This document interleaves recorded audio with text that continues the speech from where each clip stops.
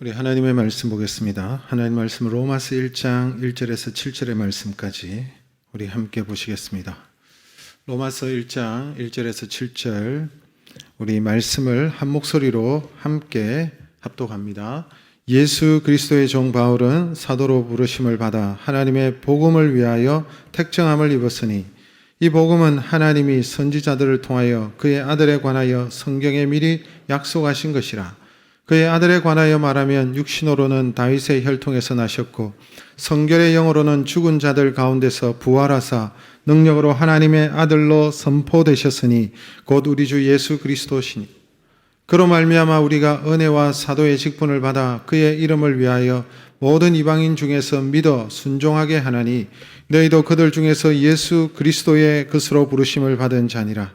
로마에서 하나님의 사랑하심을 받고 성도로 부르심을 받은 모든 자에게 하나님 우리 아버지와 주 예수 그리스도로부터 은혜와 평강이 있기를 원하노라. 아멘. 할렐루야. 주님께서 죽음의 권세를 이기시고 부활하신 참으로 복된 주일입니다. 우리 이 시간 이렇게 한번 인사하면 좋겠습니다. 영상을 보시며 예배를 드리시는 분들도 같이 가족들과 함께 또 오늘 이 현장에 나오셔서 예배를 드리시는 우리 성도님들 우리가 눈빛으로 또 마스크를 끼고 있지만 이렇게 한번 인사하면 좋겠습니다. 예수님의 부활은 우리의 부활입니다. 이렇게 한번 인사하시겠습니다. 예수님의 부활은 우리의 부활입니다. 아멘이십니까? 예수님의 부활이 나의 부활이 맞으십니까? 네. 그래서 예수님의 부활이 나의 부활이기 때문에 우리는 영원히 죽을 수가 없는 존재이고 우리는 지옥 갈 수 없는 존재이고 우리는 낙담할 수 없는 존재이고 우리는 낙심할 수 없는 존재이고 우리는 절망할 수 없는 존재인 줄로 믿습니다. 예수 그리스도의 부활의 믿음을 가지고 있는 사람은 모든 역경과 고난과 난관 속에서도 다시 일어설 수밖에 없는 하나님의 자녀들인 줄로 믿습니다. 그래서 예수 그리스도의 이 부활이 모든 것을 이기는 거예요. 죽음에서, 죄악에서, 모든 것에서 우리를 다시 새롭게 하고 살리게 하시는 줄로 믿습니다. 이 부활의 아침에 주님의 부활로 인하여서 우리 모두가 참으로 기뻐하고 즐거워하는 복된 날, 부활의 새 아침이 되기를 주님의 이름으로 축원합니다. 이번 우리 코로나 사태로 인해서 우리 일상이 완전히 무너졌죠. 우리 일상이 완전히 바뀌고 집에 거하는 시간이 많아지고 힘든 시간을 보내고 있습니다. 그래서 아이들이 학교도 온라인 개학을 했지만 이 교육에도 문제가 생기고 또 이 사람들이 다니지 않으니까 경제적으로도 어려움이 생기고 또 자영업 하시고 또 직장 또 사업을 하시는 모든 분들이 지금 어려움 가운데 있습니다. 한때 대구와 경북 지역을 중심으로 해가지고 마치 마른 들판에 불이 번져 나가듯이 이 코로나가 막 불 붙듯이 막 퍼져 나가고 전국적으로 확산되어질 때 우리가 두려움의 수준을 넘어가지고 낙담할 정도가 되었습니다. 하지만 그 가운데서도 여러분 참으로 영적으로 유익한 시간들이 우리에게 있었습니다. 그 가운데서 우리 믿음의 사람들이 우리 자신을 돌아볼 수 있는 시간이 되었어요. 우리의 죄악들을, 우리의 잘못들을 돌아보는 계기가 되었습니다. 하나님 앞에 엎드리는 그런 시간들이 되었습니다. 우리의 잘못들을 하나님 앞에 고하는 시간이 되었고 하나님이 이 나라와 민족을 긍휼히 여겨 주시고 이 땅을 다시 고쳐달라고 우리가 하나님 앞에 엎드려 기도하는 그런 시간들이 되었던 것입니다. 영적으로 돌아볼 수 있는 시간들이 되었죠. 하나님께서 우리의 기도에 응답하시고 우리의 기도에 하나님께서 은혜를 베풀어 주시는 줄로 믿습니다.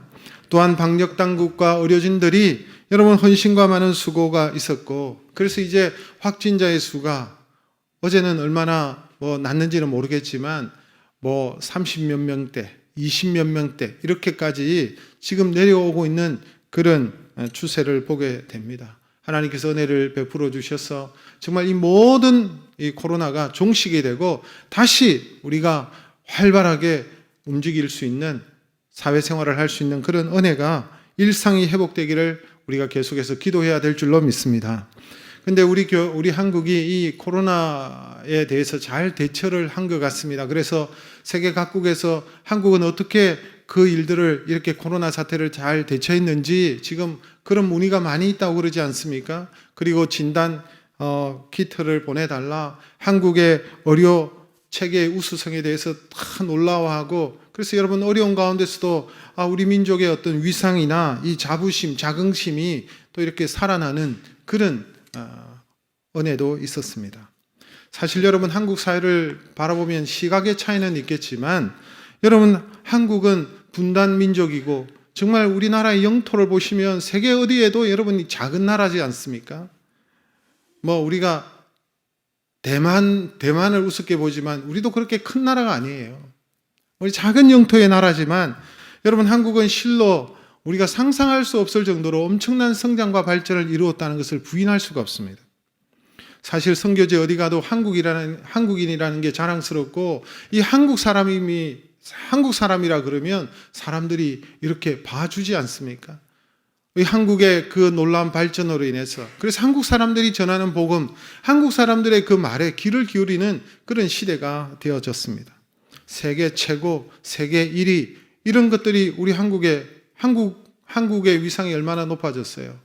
여러분 어느 나라를 가더라도 한국 회사가 만든 이 제품들을 사용하고 있어요.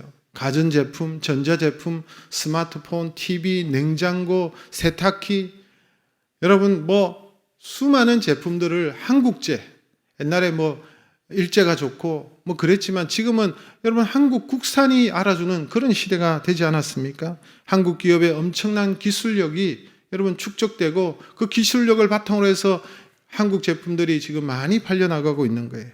그것뿐만 아니라 문화적으로도 마찬가지죠.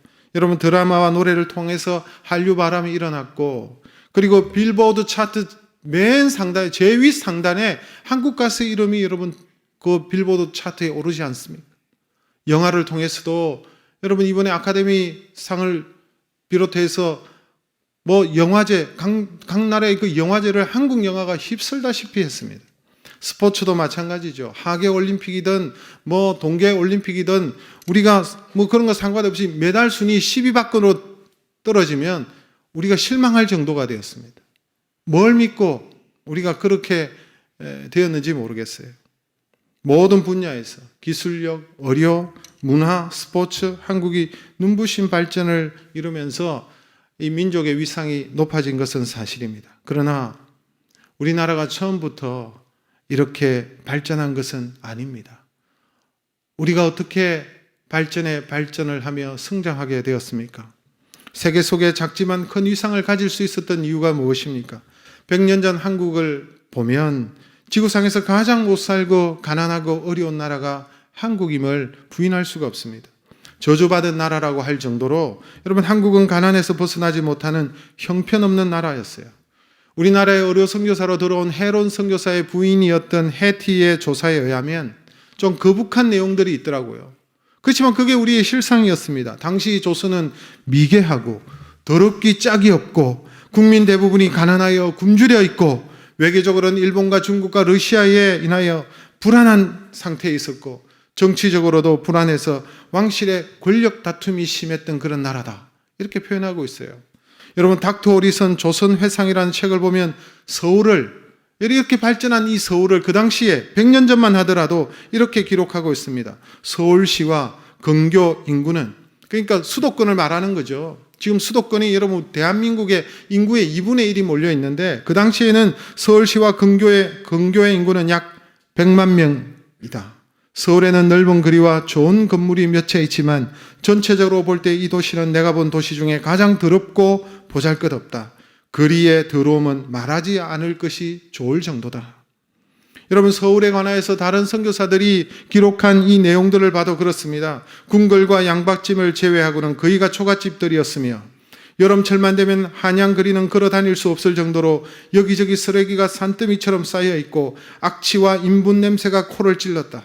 여기에 파리떼들은 엄청나게 들끓고 빈대, 벼룩, 모기는 떼를 지어 다니면서 사정없이 우리를 공격했다. 이런 도시가 여러분 서울이었어요. 상상이 안 가죠? 서울이 이 정도였다면 다른 도시는 말할 것도 없습니다. 이런 한국이 어떻게 오늘처럼 눈부신 발전을 이룰 수 있었을까? 여러분 그 한국의 발전과 성장 뒤에는 여러 가지 이유가 있었을 것입니다만 그 중에 가장 근본적으로 빼놓을 수 없는 중요한 이유를 우리가 한 가지 찾으라면 선교사님들의 역할을 빼놓을 수가 없다는 사실입니다. 여러분, 지금은 한국인들의 머릿속에 이 서양 선교사들의 수고와 헌신, 이들의 여러분 눈물을 점점 잊어버리고 있습니다. 아니, 잊어버렸는지도 모르겠어요. 언제 그랬지? 그거 다 옛날 일이지. 생각에도 없는 일이다. 이렇게 생각하고 그렇게 치부해버릴 수 있지만, 이들은 여러분 이 땅을 위하여 태평양을 넘어서 이 땅에 들어와 피를 흘리고 땀을 흘리고 수고하고 그 밑바탕 위에서 이 나라가 발전할 수 있는 기초가 놓여졌던 것입니다. 이들은 100년 전 조선에 와서 고아원을 세우고 학교를 세우고 병원을 세우고, 여러분 이들을 통하여 설립된 학교가 수없이 많아요. 대표적인 학교들이 연세대학, 이화여대, 그리고 정신여학교, 배재중학교, 배재고등학교, 이 많은 학교들이 있었고, 이들을 통해서 저 영남에도 대구 지역, 부산 지역, 저 호남 모든 지역의 병원과 학교들이 세워졌어요. 이들을 통하여 여러분 교회가 세워지고요, 이들을 통하여 기독교 잡지가 만들어지고요, 이들을 통하여 성경이 번역되어졌습니다. 남녀 평등, 계급 철폐, 한글 보급이 여러분 사실은 서양 선교사들의 노력이에요. 그 당시에는 여러분 한글도 제대로 보급이 안 됐어요. 한글을 번역하고 그 한글을 읽히기 위해서 서양 선교사들이 교회에서 한글을 가르치셨습니다. 놀랍죠? 그래서 여러분 우리가 문맹국이었는데 눈을 뜨게 된 거예요. 그러므로 우리가 생각해 보면 그 선교사님들에게, 그분들에게 말로 당할 수 없는 빚을 진 그런 부분입니다. 언더우드 선교사는 이 땅의 4대가 120년 동안 우리 민족을 위해서 이 가문은 헌신하고 수고하였습니다. 이런 귀한 분들 때문에 한국과 한국교회가 하나님의 은혜와 은총을 입게 된 것입니다. 좋은 선교사들이 이 땅에 많이 들어왔어요. 엘리트 선교사들이죠. 여러분 이 땅에 오신 선교사님들을 보면 얼마든지 본국에서 누릴 수 있는 분이었어요. 제가 좀 전에 언급했던 이 헤론 선교사는요, 헤론 선교사는 미국 출신인데 테네시 의과대학을 수석으로 졸업했어요. 졸업과 동시에 의과대학 교수로 자리를 보장된 천재였습니다. 언더우드 선교사는 많은 교육을 공부를 했고 성품도 굉장히 좋은 목회자였습니다. 그래서 얼마든지 본국에서 목회할 수 있는, 좋은 목회를 할 수 있는 기회가 많았지만 그 모든 것을 접고 자신의 젊음을 불태우며 영말리 이 땅에 와서 불꽃처럼 복음을 위하여, 이 나라와 민족을 위하여 살다가 주 앞에 갔습니다. 그런데 우리는 이렇게 아낌없이 자신을 주고 헌신하였던 이 선교사들을 우리가 기억해야 될 뿐만 아니라, 여러분 어떻게 이분들은 이렇게 자신의 젊음과 자신의 생명과 자신의 목숨을 이 나라와 민족을 위하여 이렇게 드릴 수가 있었을까? 놀랍지 않습니까? 이유가 무엇입니까? 단지 가난한 조선을, 이 땅을 좀 부유하게 잘 살게 하기 위해서 이들이 이 땅에 왔나요? 그렇지 않습니다. 여러분, 이 우리의 부유와 성장은요, 부수적으로 따라온 것이지 가장 중요한 이유는 무엇입니까? 복음 때문이었어요. 복음. 이 복음을 전하기 위해서 이들이 왔고, 복음을 세우기 위해서, 복음을 전하기 위해서 고아원을 세우고 학교를 세우고 병원을 세우고, 여러분 한글을 보급하고 성경을 번역하고, 복음 때문에 그래요. 복음 때문에. 자신의 나라보다도 이 한국 땅을 더 사랑하고 헌신했던 이유가 무엇입니까? 복음 때문에. 복음을 전하기 위해서. 그래서 복음이 들어가는 곳마다 어둠이 사라지고 흑암의 세력들이 떠나가고 소망의 빛으로 여러분 비치는 거예요. 광명의 세계가 되는 거예요. 복음 안에서 여러분 빛된 은혜를 우리가 입게 되는 것입니다. 도대체 그러면 그 복음이 무엇입니까? 복음이 무엇이기 때문에 이들이 목숨을 걸고, 복음이 무엇이기 때문에 이 땅에 들어왔습니까? 복음이 무엇이기에? 오늘 사도 바울은 복음이 무엇인지 우리에게 소개하고 있습니다.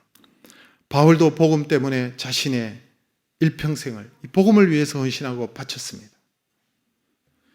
복음이 무엇입니까? 1절의 말씀을 우리 같이 보겠습니다. 같이 읽습니다. 예수 그리스도의 종 바울은 사도로 부르심을 받아 하나님의 복음을 위하여 택정함을 입었으니, 바울은 자신을 예수 그리스도의 종이라고 그랬어요. 예수 그리스도의 종으로서 복음을 위하여 택함을 받았다. 예수님의 종이 되어 복음을 위하여 헌신했다는 거예요. 여러분, 종이 되어 살아간다 할지라도 바울은 행복했습니다. 일평생 종으로 살아도 바울을 행복하게 한 이유가 무엇입니까? 복음이에요. 여러분 4절을 보세요. 이 복음은 무엇입니까? 4절에 보니까 복음의 결론은 복음이 무엇이냐? 결론적으로 복음은 예수 그리스도다라고 말하고 있어요. 복음은 한마디로 예수 그리스도입니다. 그러면 예수 그리스도는 도대체 어떤 분이기 때문에 여러분 복음입니까? 기쁜 소식입니까? 이 복음이 이게 무엇이기 때문에 예수님이 어떤 분이시기 때문에 이렇게 복음으로 말미암아 민족이 바뀌고 사람이 뒤집어지고 새롭게 되고 하는 이유가 어디에 있습니까? 2절의 말씀을 보세요. 예수 그리스도를 어떻게 소개하고 있습니까? 이 복음은 하나님이 선지자들을 통하여 그의 아들에 관하여 성경에 미리 약속하신 것이라. 이 복음은 하나님께서 이미 선지자를 통해서 말씀하셨다는 거예요. 갑자기 생긴 게 아니라 선지자를 통해서 계속 말씀하셨는데 그 복음이 뭐냐? 그의 아들이다. 선지자를 통하여 그의 아들에 관하여 성경에 미리 약속하신 것이다. 복음은 그의 아들이라는 거예요. 그의 아들. 그의 아들은 어떤 분입니까? 그의 아들은 바로 예수 그리스도시죠. 여러분 복음은 그의 아들, 그분이 갑자기 출현한 것이 아니라 하나님으로부터 시작되었고 하나님께서 오랜 시간 동안 구약의 선지자를 통하여 예언하신 분이었고 그분이 바로 하나님의 아들이고 그의 아들이고 바로 그분이 예수 그리스도시다라고 말하는 거예요. 그러면 그의 아들에 대해서 설명하기를 뭐라고 말하고 있습니까? 그의 아들 예수 그리스도는 두 가지 인성과 신성을 가지고 계신 분임을 말하고 있습니다. 여러분 복음에 대해서 설명하고 복음이 예수 그리스도인데 그러면 그분은 어떤 분이시냐? 두 존재에 대해서 얘기하는데 먼저는 인성에 대해서 얘기해요. 3절의 말씀을 같이 읽겠습니다. 그의 아들에 관하여 말하면 육신으로는 다윗의 혈통에서 나셨고 육신, 인성이죠. 육신으로는 다윗의 혈통으로 나셨어요. 그래서 그분은 인간의 몸을 입고 이 땅에 오셨어요. 인간이 되셨어요. 이 땅에 오셔서 우리의 죄를 위하여 나의 죄를 위하여 죽어주셨어요. 인간만이 죽을 수 있습니다. 하나님은 죽을 수 없어요. 인간이 되셔서 죽기 위해서 오신 거예요. 그래서 그분이 죽어주셨어요. 그런데 예수님은 인간의 몸을 입고 계시지만 또한 그분은 하나님 자신 아닙니까? 하나님이시잖아요. 인성을 가지고 계시지만 동시에 그분은 신성을 가지고 계신 거예요. 신성. 하나님 자신인 거예요. 인간이면서 하나님이라는 사실을 어떻게 증명할 수가 있나요? 인간인데 하나님의 아들이다. 하나님이다. 어떻게 증명합니까? 그것은 죽은 자 가운데서 부활하심으로 증명하시는 거예요. 그런데 여러분 죽은 자가 어떻게 살아날 수가 있습니까? 죽은 자를 아무도 살릴 수 없습니다. 오직 하나님만이 살릴 수 있는 거예요. 죽은 자를 살리는 것은 하나님의 능력입니다. 여러분 4절의 말씀을 보세요. 4절의 말씀 같이 읽습니다. 성결의 영으로는 죽은 자들 가운데서 부활하사 능력으로 하나님의 아들로 선포되셨으니 곧 우리 주 예수 그리스도시니라. 성결의 영, 거룩한 진성으로 죽은 자들 가운데 부활하신 것입니다. 다시 살아나신 것입니다. 인간으로서 하나님이라는 사실을 죽음에서 살아나심으로써 하나님의 아들 되심과 하나님이심을 증명하시고 우리에게 부활의 소망을 주신 거예요. 그러므로 여러분 주님의 부활로 말미암아 주님을 믿고 따르는 우리에게도 부활의 소망이 생기고 우리도 부활에 참여하는 존재가 된 것입니다. 우리의 힘으로는 내 힘으로는 죄 사함을 받을 수 없기 때문에 내 힘으로는 다시 부활하고 다시 살 수 없기 때문에 나를 대신해서 예수님께서 십자가에서 죽으시고 부활하심으로 죄 사함을 받고 구원을 얻고 부활의 기쁨을 누리며 하나님의 나라, 예수 그리스도의 나라, 그의 아들의 나라로 옮겨지게 된 줄로 믿으시기를 바랍니다. 골로새서 1장 13절의 말씀을 보세요. 그가 우리를 흑암의 권세에서 건져내사 그의 아들의 사랑의 아들의 나라로 옮기셨으니 그가 우리를 흑암의 권세에서 사망과 죽음의 권세에서 마귀의 권세에서 우리를 건져내어서 그의 사랑의 아들의 나라, 예수 그리스도의 나라, 하나님의 나라로 그 흑암으로부터 건지셔서 옮기셨다. 이것이 여러분 구원입니다. 이것이 바로 복음인 거예요. 이것이 기쁜 소식이에요. 모든 사람들이 들어야만 될 소식. 가장 긴박한 소식, 가장 복된 소식, 이게 복음이에요. 예수 그리스도의 십자가, 예수 그리스도의 죽으심과 부활이 바로 복음이라는 거예요. 그것을 우리가 믿을 때에 예수 그리스도의 그 십자가가 나의 십자가가 되고, 우리가 그것을 믿을 때에 예수 그리스도의 부활이 나의 부활이 되어서 예수 그리스도와 함께 죽고, 우리는 죄로 말미암아 죽고 예수 그리스도와 함께 생명을 얻고 부활을 얻게 된 줄로 믿습니다. 이 복음을 위해서, 이 절박한 소식과 기쁜 소식을 위해서 선교사들은 자신의 젊음을 불태우고 이 땅에 조선으로 찾아왔습니다. 마침 여러분, 장로교 최초의 목사 선교사가 누굽니까? 우리나라에 왔던 장로교 최초 목사 선교사는 언더우드 선교사였습니다. 언더우드 선교사가 인천항에 첫 발을, 그 당시엔 비행기가 없었잖아요. 첫 발을 내디딜 때에, 인천항에서 첫 발을 내디딜 때가 1885년 4월 5일 부활절 아침이었습니다. 그 부활절 아침에 언더우드 선교사만 온 것이 아니라 감리교 최초 목사였던 아펜셀러 목사 부부도 같이 그 배에 타고 같이 이 조선에, 같이 인천항에 첫 발을 내딛었습니다. 그때 이들이 이렇게 하나님 앞에 기도하였습니다. 우리는 부활절 아침에 이곳에 왔습니다. 그날 사망의 권세를 이기시고 부활하신 예수님께서 이 백성을 얽어맨 결박을 끊고 자유와 빛을 주옵소서. 이 기도와 함께 첫 발을 내디뎠던 그날이 부활절 아침이었어요. 이 복음 때문에 그 이후에 수많은 선교사들이 생명을 걸고 이 땅에 와서 복음을 전했습니다. 태평양의 그 거칠고 험하고 머나먼 그 태평양을 건너서 목숨을 걸고, 사실 배 타고 오면서 죽은 분들도 있어요. 이 땅에 복음을 전하고, 그래서 이 땅에 흑암의 권세가 떠나가고 하나님의 은총과 하나님의 은혜를 입은 나라가 된 줄로 믿습니다. 우리 언더우드 선교사의 기도를 여러분 아시죠? 기도문 제가 한두 번 소개를 했던 것 같아요.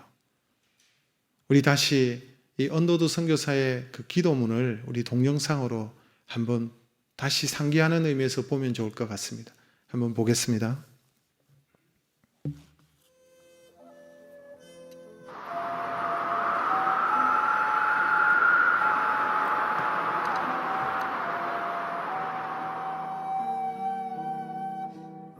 주여, 지금은 아무것도 보이지 않습니다. 주님, 메마르고 가난한 땅, 나무 한 그루 시원하게 자라오르지 못하고 있는 땅에 저희들을 옮겨와 심으셨습니다. 그 넓고 넓은 태평양을 건너왔는지 그 사실이 기적입니다. 주께서 붙잡아 뚝 떨어뜨려 놓으신 듯한 이곳, 지금은 아무것도 보이지 않습니다. 보이는 것은 고집스럽게 얼룩진 어둠뿐입니다. 어둠과 가난과 인습에 묶여있는 조선 사람뿐입니다. 그들은 왜 묶여있는지도 고통이라는 것도 모르고 있습니다. 고통을 고통인 줄 모르는 자에게 고통을 벗겨주겠다고 하면 의심부터 하고 화부터 냅니다. 조선 남자들의 속셈이 보이지 않습니다. 이 나라 조정의 내심도 보이질 않습니다. 가마를 타고 다니는 여자들을 영영 볼 기회가 없으면 어쩌나 합니다.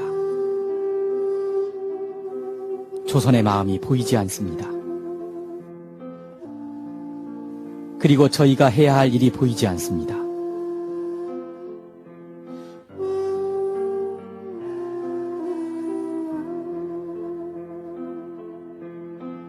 그러나 주님, 순종하겠습니다. 겸손하게 순종할 때 주께서 일을 시작하시고 그 하시는 일을 우리들의 영적인 눈이 볼 수 있는 날이 있을 줄 믿나이다. 믿음은 바라는 것들의 실상이요 보지 못하는 것들의 증거니라고 하신 말씀에 따라 조선의 믿음의 앞날을 볼 수 있게 될 것을 믿습니다.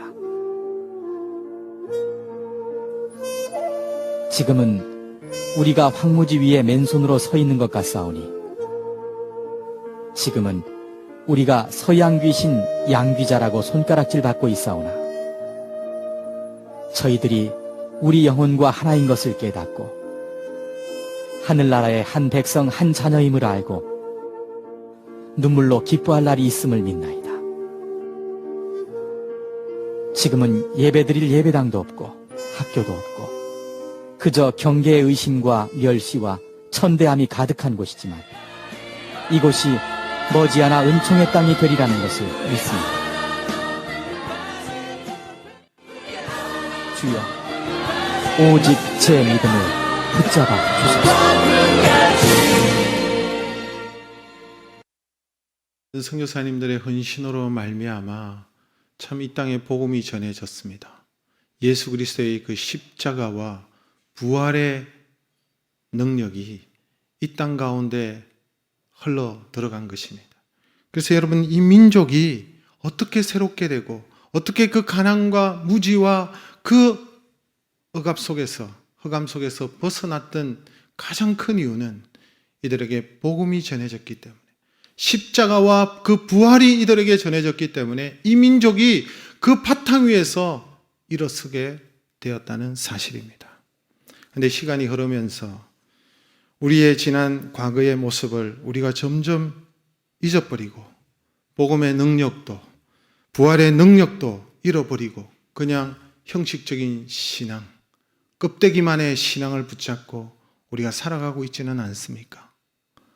여러분, 우리가 하나님께서 우리에게 주신 그 십자가 부활의 능력, 이 복음의 능력을 잃어버리고 그저 세상의 가치를 따라서 눈에 보이는 대로 육신의 정욕과 안목의 정욕과 이생의 자랑을 따라서 세상 사람들이 자랑하는 것처럼 자식 자랑하고 재산 자랑하고 물질 자랑하고 권력 자랑하고 우리 자식 뭐 이렇다는 자랑하고 거기에 다 빠져가지고 물질에 빠져가지고 모든 것에 다 함몰되어서 이 땅이 전부인 양 세상만 바라보면서 우리가 지금 살아가고 있지는 않는지, 껍데기만 남은 우리의 신앙이 아닌지, 오늘 이 부활의 아침에 우리에게 부활의 소망을 주신 그 주님을 바라보면서 우리 자신들을 보아야 될 줄로 믿습니다. 이번 코로나19 바이러스 감염으로 우리가 엄청난 경험을 하게 되었습니다. 언급했듯이 우리가 정말 생각하지 못한 일들이 일어났습니다. 이런 일이 있을 거라고는 저도 꿈에도 생각을 못 해봤어요. 그러나 우리 자신들을 돌아보고 우리의 교만함과 우리의 자만과 우리의 탐욕과 엄랑과 엠번방, 이게 여러분 드러난 빙산의 일각 아니겠어요? 얼마나 이 사회가 부패하고 얼마나 엄란한 세상이 되었는지, 10대 아이들부터 시작해가지고 여러분 상상할 수 없는 일들이 일어나고 있습니다. 어떻게 여러분 미성년자 아이들을 그렇게 성착취를 하고 그런 동영상을 만들어서 유포하고 그걸 가지고 돈벌이를 하고 거기에 연루될까 봐 전전긍긍하는 사람들, 여러분 우리의 죄악입니다. 엄난함입니다. 자만입니다. 교만입니다. 겉으로 드러나는, 여러분 우리 민족이 잘하는 것들을 바라보면서 과거는 잊어버리고 스스로 자화자찬하고 스스로 우쭐거리고 스스로 교만하고 스스로 자만하고 뭔가를 이룬 것처럼 그랬던 우리의 모습을 하나님께서 돌아보게 하셨습니다. 불과 100년 전에 이 세상에서 가장 가난하고 희망이 보이지 않는 세계 최악의 나라였습니다. 이 민족이 무엇으로 일어섰는가를 우리가 다시 한번 이 부활의 아침에 생각해야 되겠죠. 우리가 일어설 수 있었던 이유는 복음이었습니다. 복음이었습니다. 이 복음이 들어와서 민족 종교를 바꿔버렸어요. 이 나라가 섬겼던 불교, 유교 뛰어넘어 버렸어요. 한국 교회가 교만했습니다. 자만했습니다. 잊어버렸습니다. 기독권청이 되었습니다. 이 민족이 무엇으로 일어섰습니까? 다시 기억해야 될 줄로 믿습니다. 우리가 사랑하고 우리가 의지하는 것들, 우리가 가지고 있던, 여러분 우리가 좋아하는 이런 모든 것들, 우리의 자랑들, 이런 것들 여러분 다 헛것이 될 수 있어요. 코로나19를 보세요. 인간이 쌓아 올렸던 모든 것들이 한순간에 무너질 수 있어요. 무너질 것 같지 않는 것들이 다 무너질 수 있어요. 인간의 연약함을 절실하게 보여주고 있습니다.